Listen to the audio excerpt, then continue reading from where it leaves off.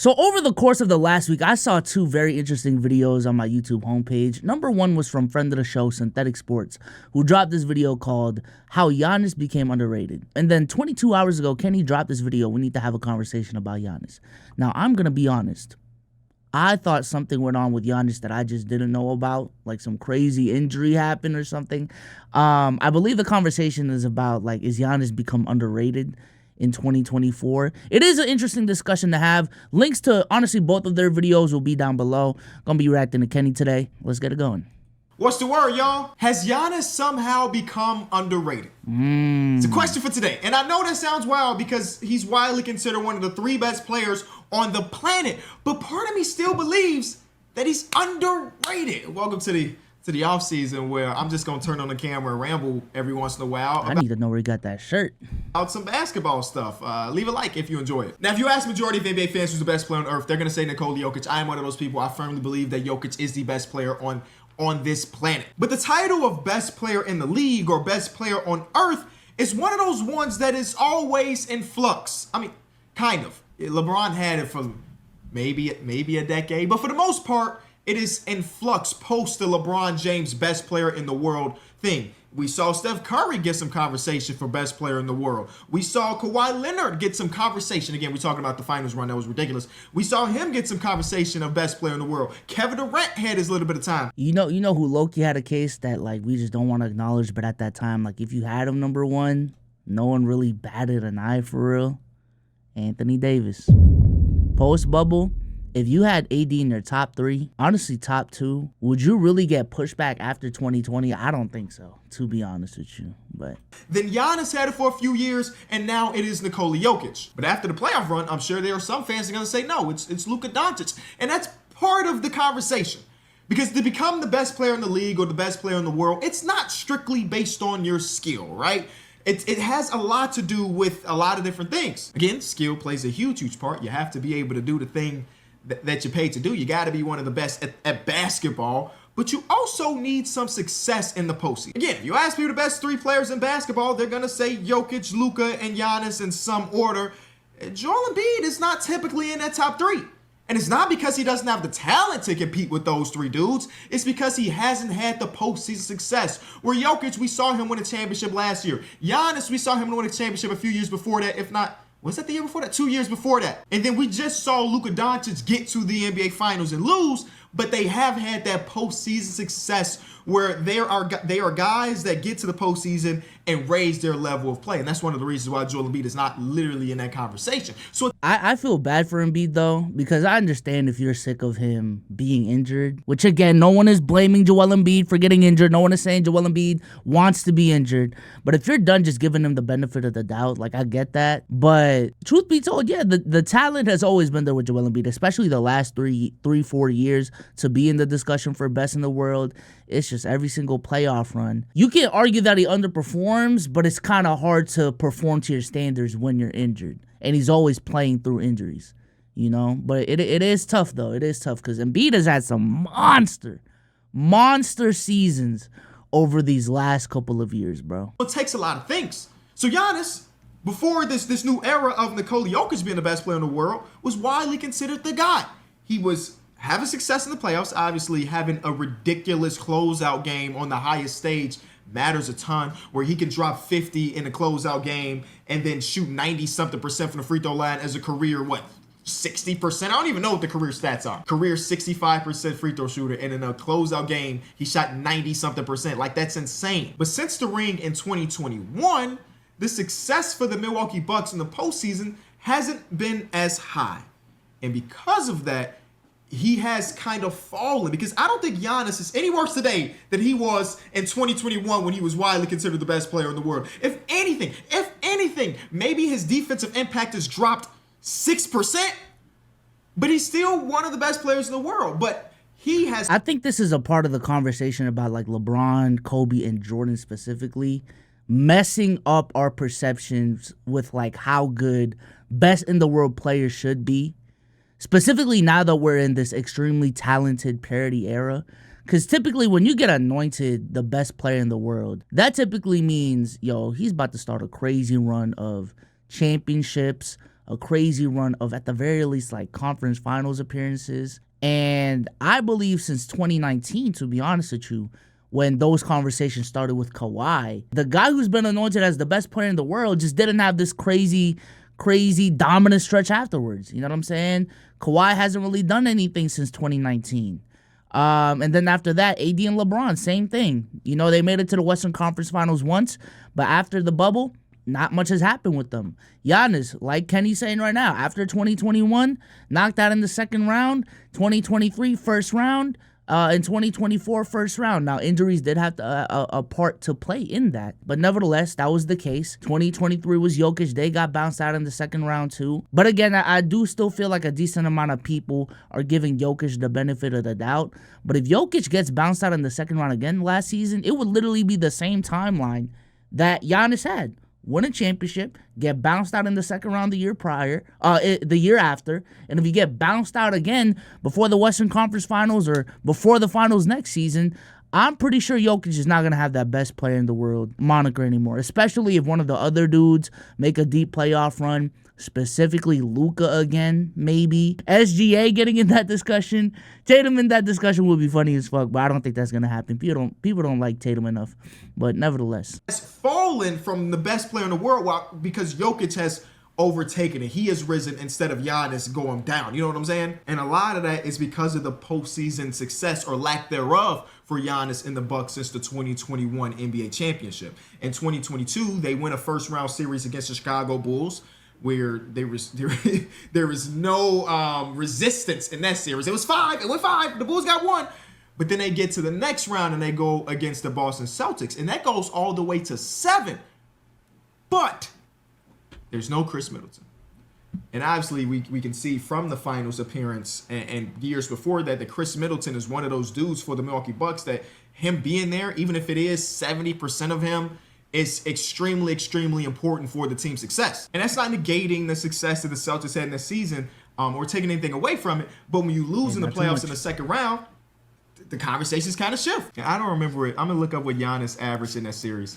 He averaged 34, 15, and 7. 34. Giannis was a problem in that series, bro. Giannis was a problem in that series. There's a reason why I vividly remember after those 22 playoffs where people still believe Giannis was the best in the world despite what Curry was doing. Like, for real. Like, Giannis was on some nut shit without Chris Middleton. Like, on some Shaq shit without Chris Middleton, bro. Thank God we were able to slow him down in Game 7. But, yeah, I would like to look at his stats going into Game 7, because Game 7, I believe he had like a pretty inefficient game, but going into that game, Giannis was on some crazy timing. So yeah, if we go to Game 7, Giannis had 25 points, 20 rebounds, not an assist still. Damn near a 20 triple-double. Did shoot 39% from the field.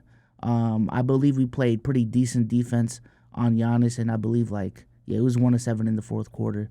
Like, this wasn't Giannis's best outing, but going into that game, like Kenny said, he was averaging 35 points. So leading up to it, yeah, look at these. Look at all these 40s.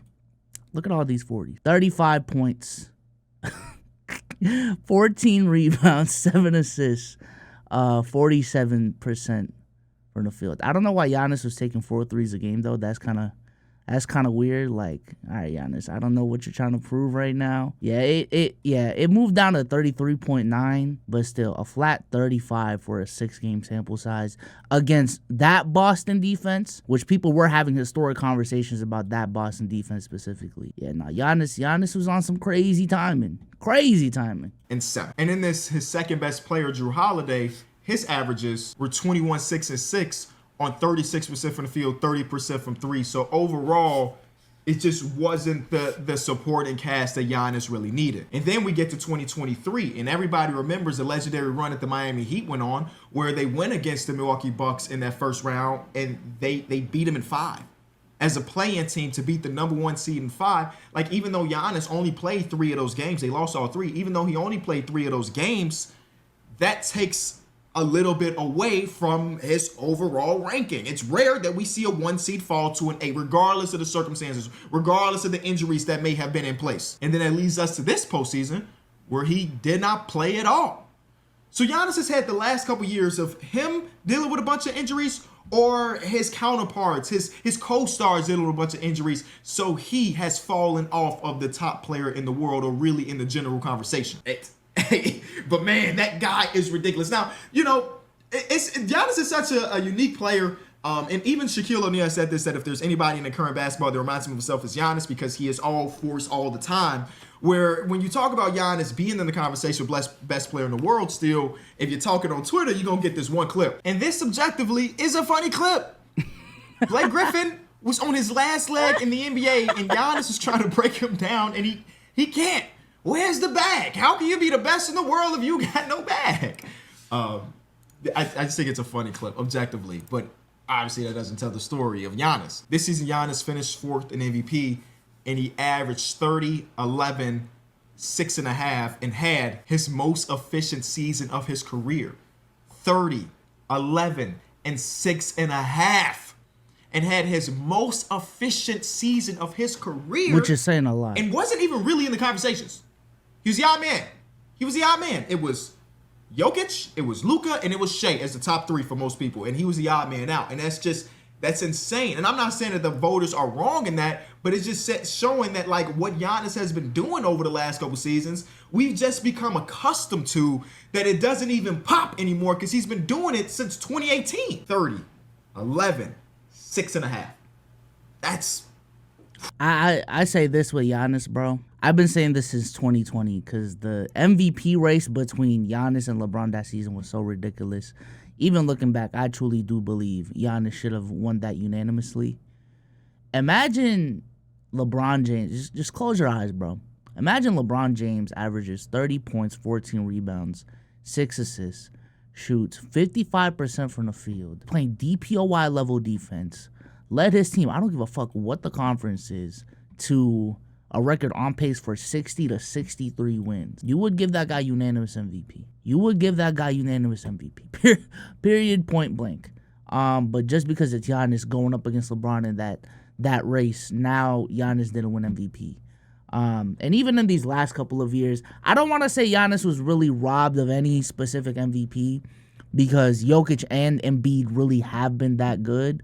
With all due respect to Giannis's greatness, I'm not about to revise history that much, but yeah, I do think Giannis's greatness, and to be honest with you, a lot of these players' greatnesses, because of the statistical inflation nowadays, bro, does get taken for granted. It really does. Like even Kevin Durant, dude. Like the fact that we're just scoffing at what KD is doing. Not saying all of us, but a decent amount of us is just like 27, 7-5. 52, 41, 86, at age 35, year 18.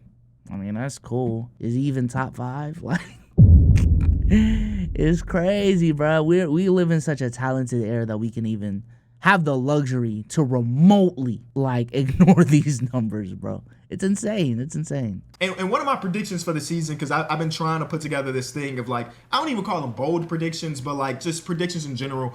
One of my predictions that Giannis is going to reincorporate himself in that real conversation for best player in the world, because the offseason from the Bucks went from one that I did not like to over the last week or so, I'm looking at it like, oh, considering the circumstances, not that bad, right? We think about all the teams around them got a lot better. The 76ers got better.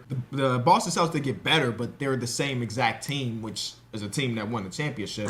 The Knicks got better. Donovan Mitchell resigned, which is a huge thing. But like those top teams in the Eastern Conference feel like they got better or just did the right thing and bringing back the continuity thing. In the Bucks, we're like, what do we do now? We had this timeline for the Bucks season is insane. They bring in Adrian Griffin, and they just have no chemistry. Nobody respects the coaching staff, and he ends up being 30-11 when he ends up getting fired. They bring in Doc Rivers, which is a questionable call in itself, considering Doc's track record come postseason. But objectively, a floor raiser compared to Adrian Griffin, and the guy that has a lot of respect amongst the players in the Bucks locker room. And we see. For me, the conversation would be, what does Giannis need to do to overtake Jokic? Because I think the main reason why Giannis lost the best in the world moniker isn't necessarily just, hey, Giannis hasn't played the last 2 years, so we just forgot about him. I genuinely think Jokic these last 2 years has taken a leap.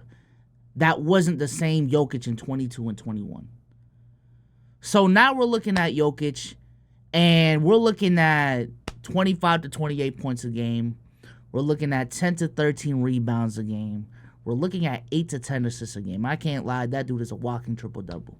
We're looking at a guy who some have even made videos on, shout out to Low, on how he's the greatest offensive weapon in NBA history with how complete his offensive game is, to the likes of a Michael Jordan, to the likes of a LeBron James, right? This is the type of caliber player we're talking about when it comes to Jokic at that one spot.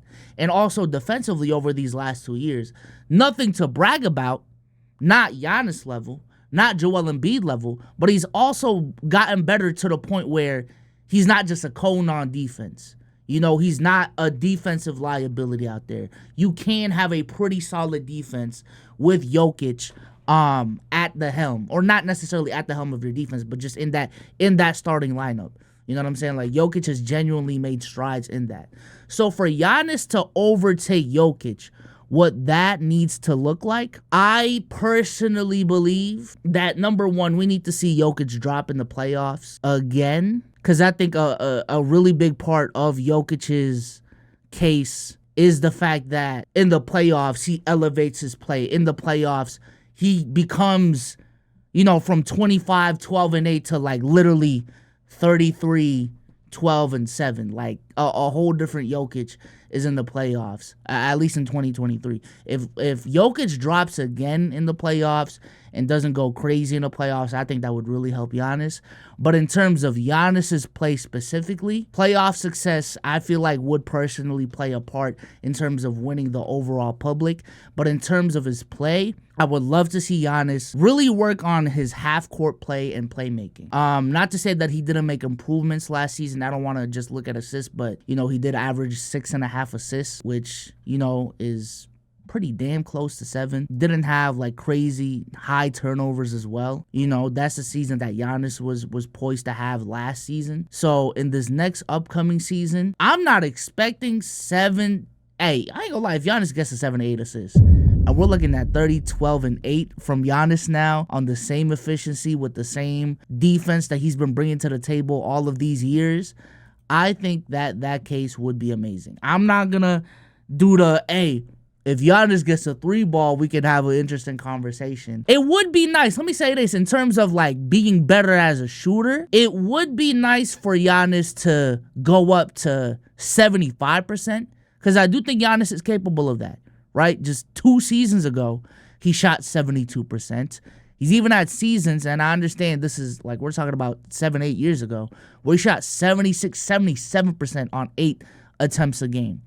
If Giannis can get up to 76, 77, and I'm more confident with Giannis down the stretch of games compared to Jokic, I think that would be a tremendous, tremendous help. Tremendous help to Giannis's game. I just think the problem with Giannis right now is compared to Embiid, compared to Luka, and compared to Jokic, he is just lacking that on-ball playmaking that the other guys have.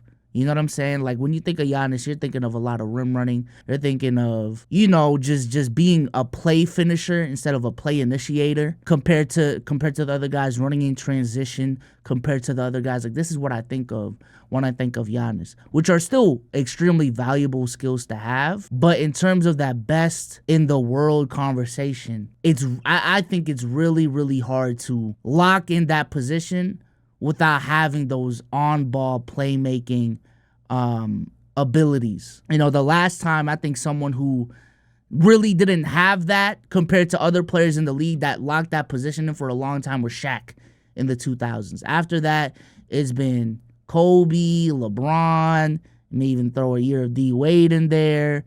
You know what I'm saying? I think Tim Duncan was a much more skilled playmaker as well compared to Shaquille O'Neal. So you throw Tim Duncan in there. Obviously, you throw LeBron. I don't know if I already said him. And then you throw in, a Steph Curry in there. Maybe if you're a James Harden guy, you throw James Harden in there. And obviously these last couple of years, Embiid has damn near looked like 7-foot Kobe out there with how he's been operating. Luka is a triple-double machine from the perimeter. And then Jokic is, again, arguably the greatest offensive threat ever. Like, this is the comp with Giannis right now. So see things kind of shift for the Bucks once Doc Rivers gets there, where the transition defense went from one of the worst in the leagues to being decent, and that was one of the main problems with the Bucks.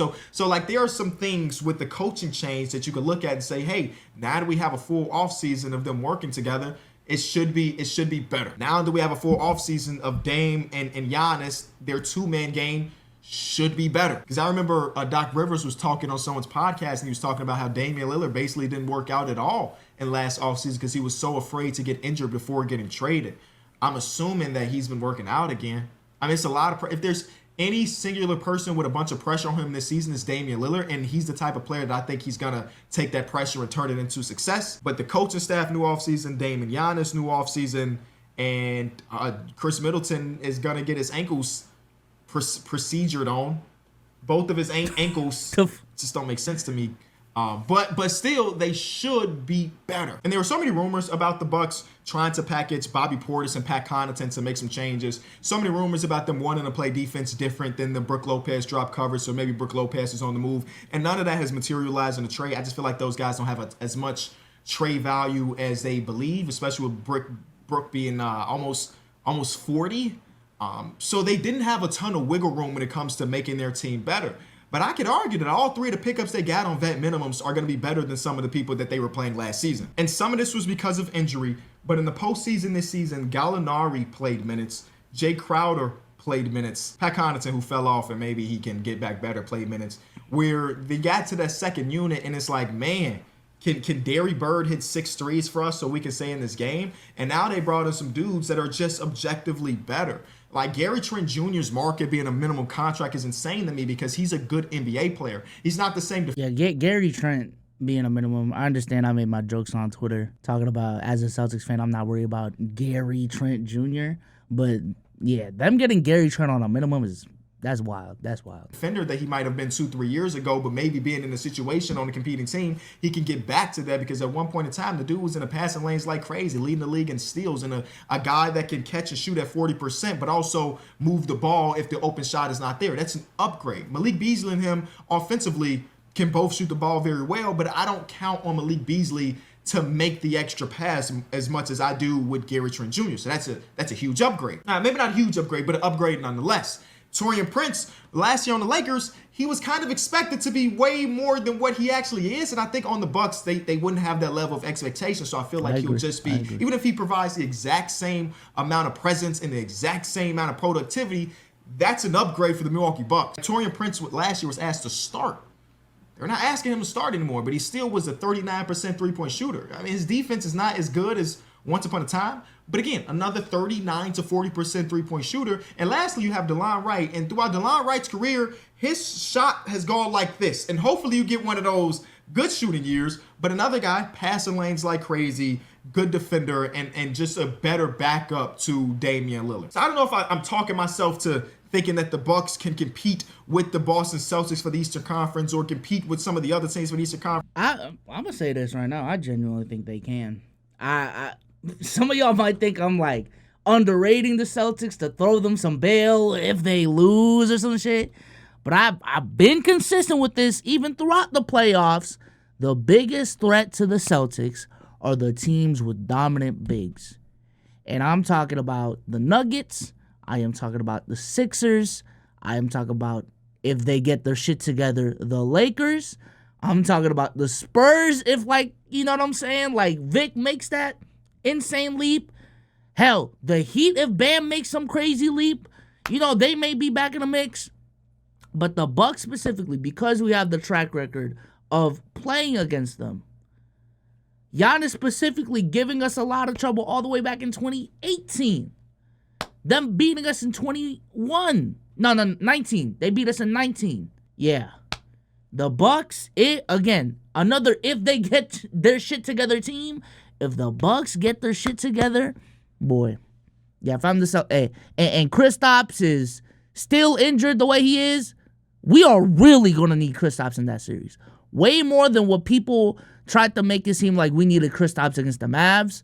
Against the Bucks, we are going to need Kristaps Porzingis if we face them. And I still think, mind you, with Kristaps there, Giannis is still gonna dominate. But without him, us literally counting on 45-year-old Al Horford and Xavier Tillman, and like Tatum help side defense to stop Giannis with Taurean Prince, Gary Trent Jr., Damian Lillard, Chris Middleton in the perimeter. Yeah, it's going to be a problem. I ain't going to lie. That's going to be a problem. But all I know is that I miss watching Giannis hoop, and luckily his team in Greece qualified for the Olympics, so we'll get to see him at least a little bit. And I think that he has went from a player that just maybe a little bit slightly underrated to the general public. Maybe I was tripping. Maybe I said nothing in this video. Regardless, let me know what you think. Now, I think Giannis has definitely become underrated. And there's also possibly some xenophobia going on. Let's keep it a stack. We only have these conversations of, yo, we don't talk about these players enough with the overseas dudes. You know what I'm saying? Like outside of KD that I just mentioned in this video. Like we have conversations of, are we forgetting about Luka? Are we forgetting about Luka in these discussions?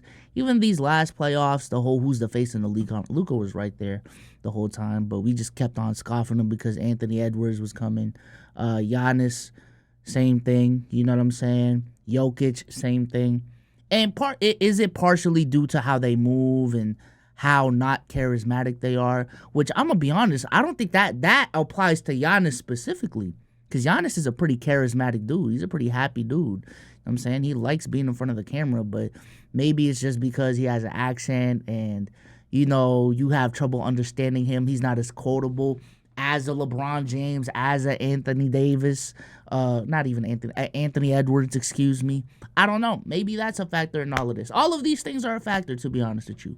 But with that being said, shout out to Kenny again for the video. Links to his video will be in the description down below. And I'm out of here, man. Peace.